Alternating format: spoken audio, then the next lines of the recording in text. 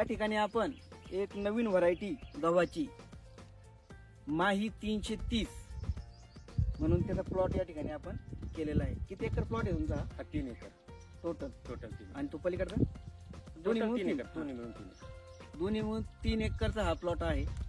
आपण आता ज्या प्लॉट मध्ये उभा आहोत हा जवळजवळ 2 महिने आणि 8 दिवसाचा प्लॉट आहे. आता ओंबी फेकतय पुढं मुळं, तर तुम्ही बघू शकता एकदम चांगला आणि एकसारखा असा हा प्लॉट बसलेला आहे.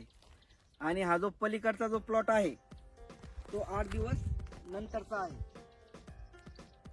तिथं पुढं मुळं ओंबे फेकायला आता सुरुवात झालेली. तुम्ही बघू शकता जी पण ओंबी निघालेली आहे ती एकदम तंदुरुस्त आणि मोठी ओंबी या ठिकाणी आहे. फुटवा वगैरे जो बघू शकता तुम्ही एकदम चांगल्या प्रकारचा फुटवा वगैरे गव्हाणी केलेला आहे. रान पूर्ण झाकळलेलं आहे आणि आपण कमीत कमी 25 क्विंटलचं ॲव्हरेज एकरी निघन अशी अपेक्षा या ठिकाणी करत आहोत.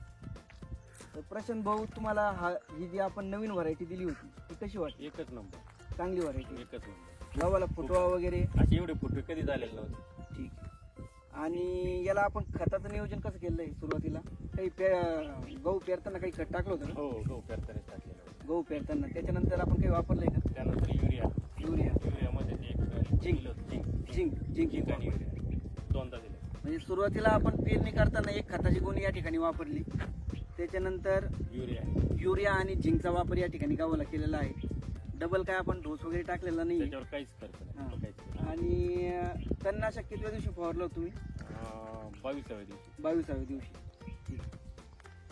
मेटासल्फोरॉन आणि क्लोरिनोफॉस हे तणनाशक आपण या ठिकाणी दिलेलं आहे. काहीच राहिलं नाही. काहीच नाही. गवत पण पूर्णपणे गेलंय. प्लॉट पण एकसारखा आणि हिरवागार प्लॉट आहे.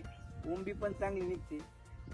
आता ॲव्हरेज फक्त कसं निघतं, जो अंदाज आहे आपल्याला 25+, तर ते निघतं का नाही हे आपण ज्यावेळेस हार्वेस्टिंग होईल त्यावेळेस बघू.